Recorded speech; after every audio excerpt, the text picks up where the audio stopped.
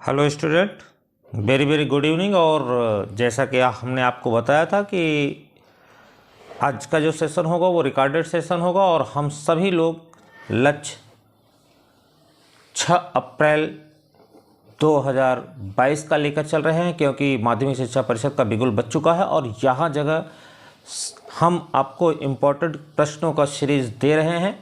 और आज के इस सेशन में हम लोग नाउन और वर्ब का एरर पढ़ेंगे। नाउन और वर्ब का एरर पढ़ेंगे, मोस्ट इम्पॉर्टेंट एरर है और यहाँ से हर साल प्रश्न बनने वाले हैं। तो जितने लोग भी आज के इस सेशन से जुड़ रहे हैं सभी लोगों का इंग्लिश बाय अतुल सर स्वागत करता है। जितने लोग भी आज के इस सेशन से को देख रहे हैं, नए नए जुड़ रहे हैं, सभी लोग चैनल को सब्सक्राइब कर लें। साथ ही साथ सेशन को शुरू से लेकर अंत तक देखें। यदि आपको सेशन अच्छा लग रहा है तो एक लाइक और एक शेयर अवश्य करें, क्योंकि बहुत सारे ऐसे छात्र निर्णय हैं जिनको ऐसे सेशन की बहुत आवश्यकता है। तो सेशन को लेट न करते हुए सीधे आज के क्वेश्चन पे चलते हैं। जो आपका पहला क्वेश्चन है वो है,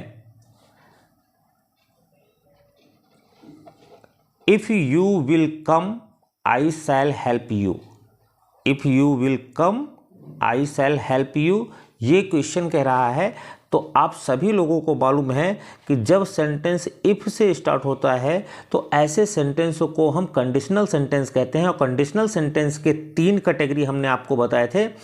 पहली कैटेगरी के अंतर्गत में जब आपका सेंटेंस दूसरा क्लास जो है वो फ्यूचर में होता है, तो ये पहला जो क्लास हो जाता है वो ध्यान में रखना है। इफ क्लास को हम प्रेजेंट में करेंगे तो यहाँ जो इसका उत्तर होगा वो होगा, if you come I shell help you. फिलहाल आपको एकदम क्वेश्चन क्लियर हो गया होगा।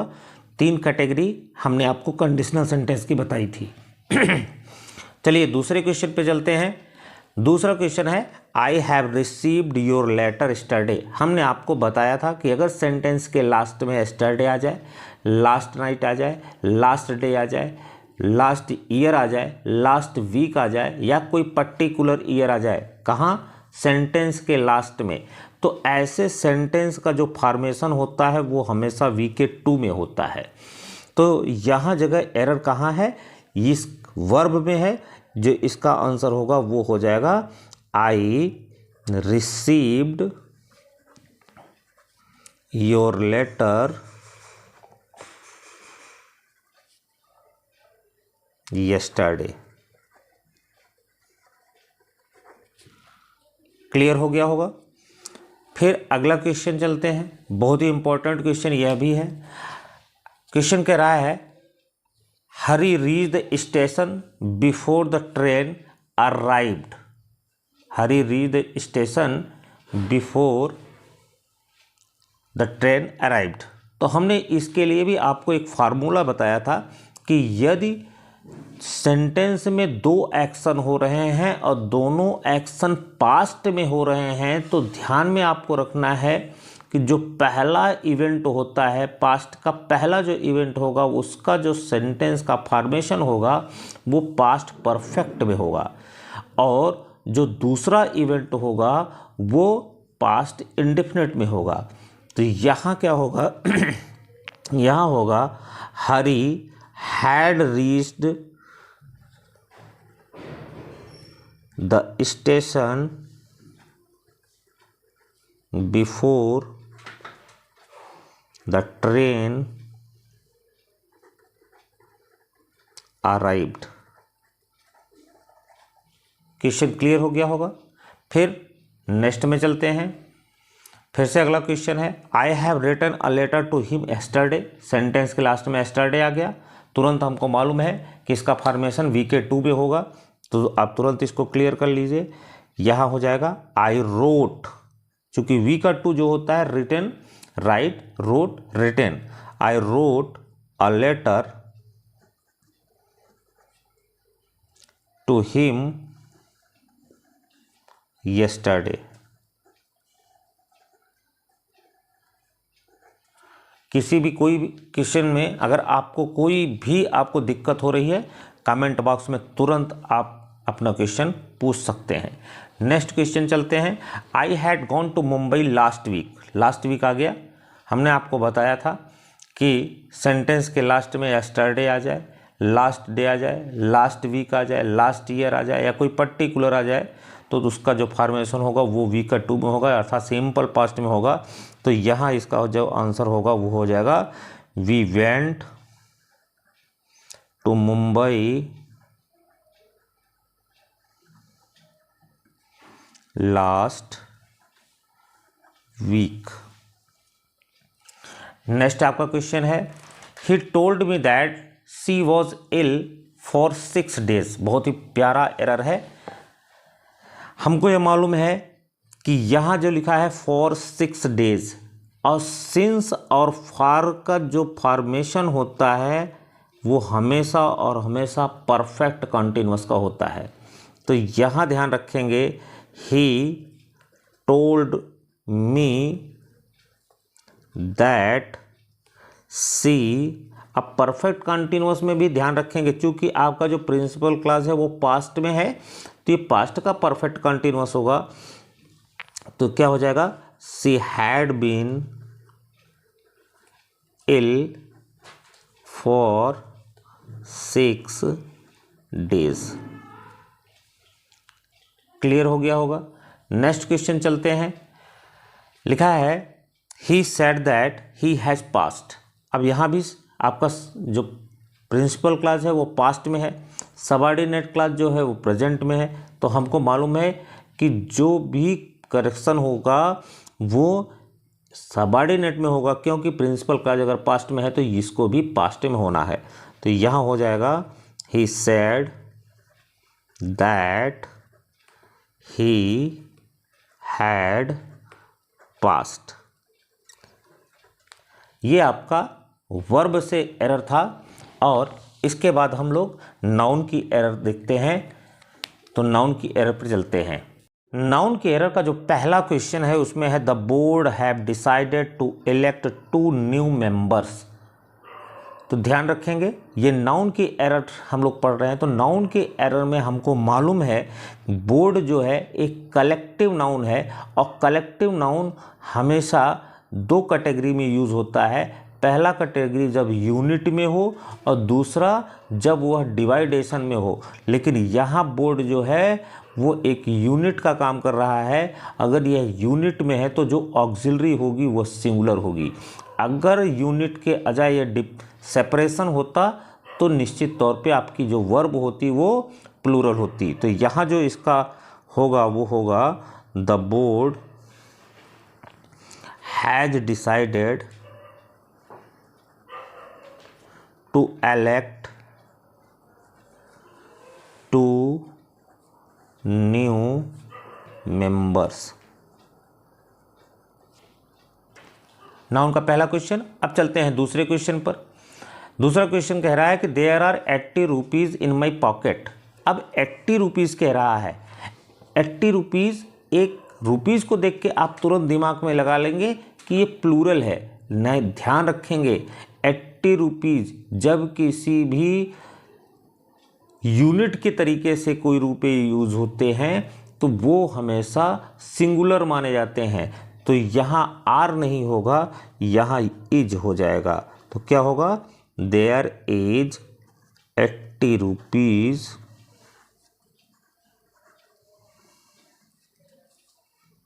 इन माई पॉकेट। क्लियर हो गया होगा। नेक्स्ट क्वेश्चन चलते हैं। अगला क्वेश्चन फिर से नाउन का ही बहुत इंपॉर्टेंट है। 30 miles are long distance to walk. Question कह रहा है 30 मील बहुत लंबा होता है टहलने के लिए। तो यहाँ लिखा है 30 miles, 30 मील। और ये 30 मील ये प्लूरल होता ज़रूर है लेकिन एक यूनिट है, और ये एक यूनिट होने की वजह से जो ऑक्सिलरी होगी वो इज हो जाएगी। तो क्या हो जाएगा, ये 30 miles is long distance to walk. Clear हो गया होगा।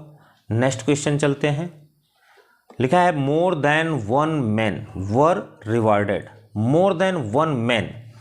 अब यहाँ मैन लिखा हुआ है, मैन की वजह से आप प्लूरल समझ रहे हैं, लेकिन आप इसके पहले की कंडीशन नहीं देख रहे हैं। ये कह रहा है कि मोर देन वन। मोर देन वन का मतलब, मोर देन वन मैन का मतलब क्या है?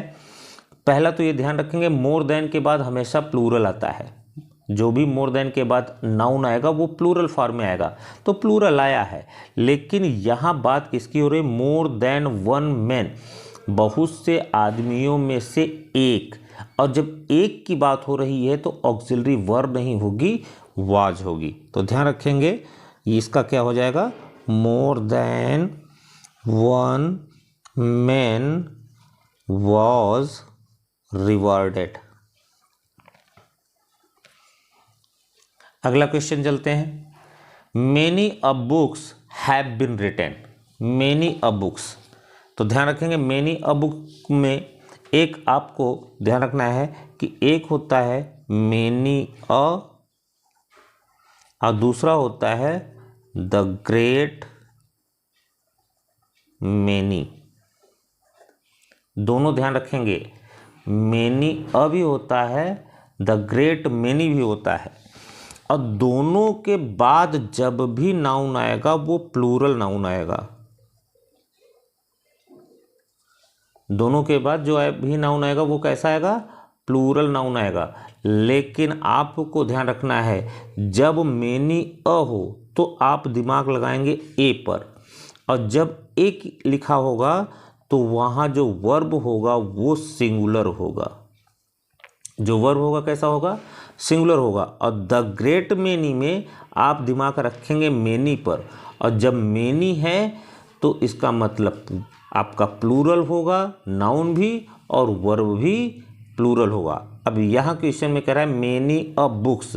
मेनी अ के बाद जो नाउन आया है प्लूरल में आया है, लेकिन अ को आपको देखना है, अ जहाँ रहेगा वहाँ आपकी जो ऑक्सिलरी होगी वो प्लूरल नहीं होगी बल्कि सिंगुलर होगी। तो ये हो जाएगा many a books has been written. फिर अगले क्वेश्चन में चलते हैं। The poor is unhappy. बहुत ही इंपॉर्टेंट आपका कॉन्सेप्ट है, ध्यान रखेंगे। द पुअर और पुअर में एक अंतर होता है। जो पुअर है वो सिंगुलर है, लेकिन किसी भी एडजेक्टिव के पहले जब आर्टिकल द का प्रयोग होता है तो हम वह मानते हैं कि वो प्लूरल होता है, क्योंकि नियम ऐसा कहता है कि आर्टिकल द जो ही यूज़ होगा वो प्लूरल हो जाएगा। अब ध्यान रखेंगे, पुअर को हम पुअर्स नहीं लिख सकते। क्यों नहीं लिख सकते? क्योंकि पुअर का पुअर्स नहीं होता, ये रॉन्ग है। क्यों रॉन्ग है? क्योंकि ये एडजेक्टिव है। यस का यूज हम नाउन में करते हैं, एडजेक्टिव के लिए, एडजेक्टिव को प्लूरल बनाने के लिए हम हमेशा आर्टिकल द का यूज करते हैं। तो द पुअर जो है वो प्लूरल है। तो ये अगर प्लूरल है तो भैया ऑक्सिलरी हमारी कैसी है? ये सिंगुलर है, तो इसको भी हमें प्लूरल करना होगा, अनहैप्पी। क्लियर? अब अगला क्वेश्चन चलते हैं। Swimming are a good exercise. बहुत ही इंपॉर्टेंट क्वेश्चन ये भी है, ध्यान रखेंगे। आईएनजी लगा है, तो जब हमने आपको बताया था कि किसी भी वर्ब का आईएनजी फॉर्म जब सब्जेक्ट के स्थान पर, कहाँ? सब्जेक्ट के स्थान पर और ऑब्जेक्ट के स्थान पर होता है, तो ये दोनों कंडीशन में ध्यान रखेंगे कि आईएनजी फॉर्म कहाँ हो, सब्जेक्ट पर हो या ऑब्जेक्ट पर हो, तो वो ध्यान रखेंगे, उसे हम जीरंड कहते हैं। और जीरंड को हम किताब की भाषा में नाउन के भी जानते हैं। वो नाउन होता है क्योंकि सब्जेक्ट और ऑब्जेक्ट के स्थान पे है, और किताब की भाषा में वो जीरंड होता है। तो यहाँ ध्यान रखेंगे, स्विमिंग जो है वो एक सिंगुलर आपका सब्जेक्ट है, तो यहाँ जो ऑक्सिलरी है वो प्लूरल है, इसलिए ये एरर है। तो यहाँ क्या हो जाएगा? Swimming is a good exercise। Clear हो गया होगा। तो जहाँ तक मेरा ख्याल है बहुत ही बेहतरीन तरीके से मैंने यह एरर आपको समझाई है। फिर भी कहीं भी आपको डाउट हो आप कमेंट बॉक्स में तुरंत नोट करें। मैं आपको एज सुन एज जितना भी टाइम जल्दी मिलेगा उसको मैं रिप्लाई करूँगा। धन्यवाद।